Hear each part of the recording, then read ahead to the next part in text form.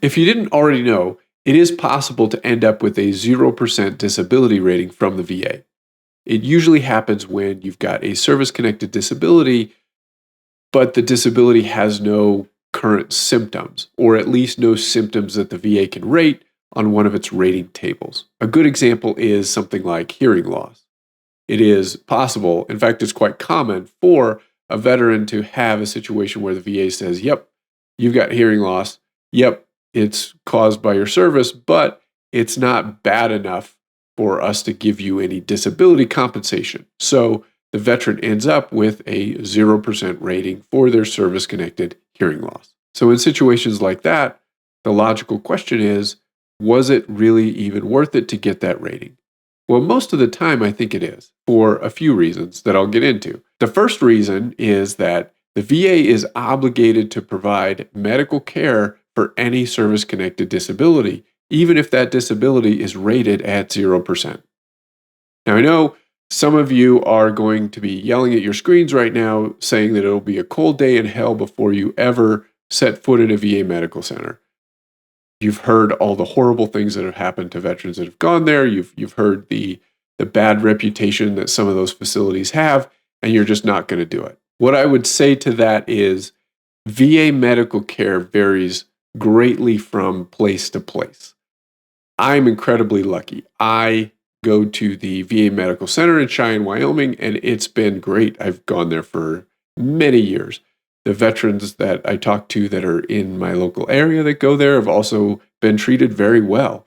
And so while I understand that not everybody is so lucky, I will say that it's not the same everywhere. And getting back a little bit to the topic of the video, not every veteran has a choice in their medical care.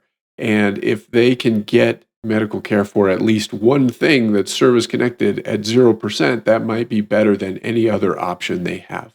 And even for veterans who have a choice in the matter, I still highly encourage veterans to enroll in VA healthcare and at least get your annual checkup.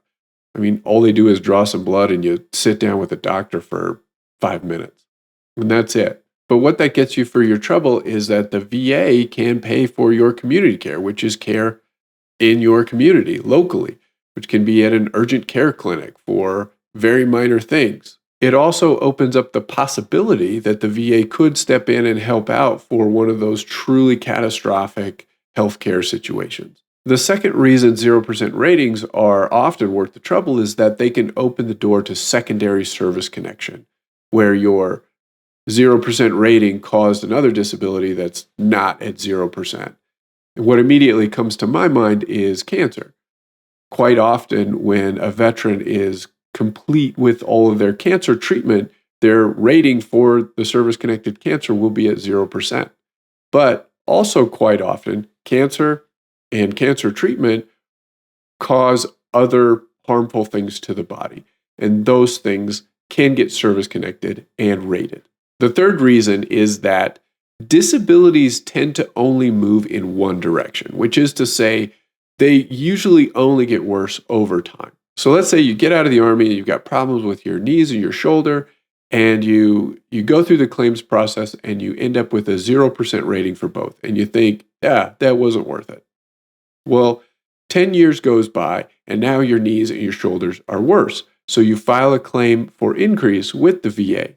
Well, now, because you already have the service connection, you're only going to be fighting with the VA over how bad the knees and the shoulders are right now, which is a far better situation to be in than the alternative. Because if you flip that around and say, your knees and shoulders don't feel so bad, there's a problem, but you can deal with it, so you never file a claim.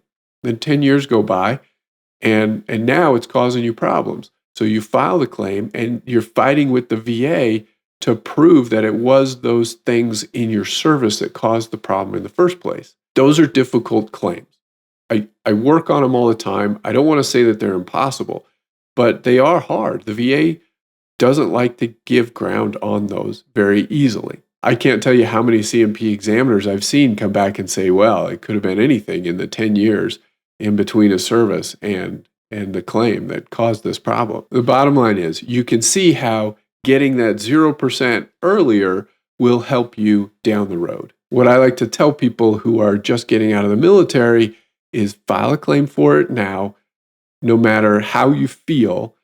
And if you don't want to do it for yourself, do it for the people that are going to have to take care of your old, broken, grumpy self years from now, when you'll be sitting there wishing you'd file the claim right away. And what I'm talking about really, it's your spouse and your kids, because those are the ones that are going to have to deal with you. Now, it doesn't make sense for everybody to go after every single 0% rating they possibly can. For example, if you come to me and you're already at 100% and you want to go after these other little things that are probably service connected, but are only going to get you as a 0% rating, I'm probably not going to help you, because it's not going to do any good and it's going to be a waste of everybody's time. If you're already at 100%, there are certain disabilities or disabilities with certain ratings that can open up what's called special monthly compensation, which can increase your monthly disability from the VA. That's totally different. I'm not talking about that here. The bottom line for this video is that 0% ratings can be worth the trouble. Now, I hope you found this video helpful. If you'd like me to help you with your VA appeals, you can reach out to me through the links below. I'm Al Walsh, a veteran who likes to help other veterans. I should also say thanks to everybody who made it to the end of this video, because I am getting over a pretty nasty head cold, and I think my voice is subpar today. So if you endured that with this video, then thank you doubly for that. I imagine a good YouTuber would have videos pre-recorded and on standby for situations like this so they could take a week off, but well, here we are. And I really am trying to stick to a 1 video a week schedule. I'll be pretty annoyed if I don't get a video out next week after making myself record this one this week, but yeah, we'll see. We'll see how it goes. Thanks for watching.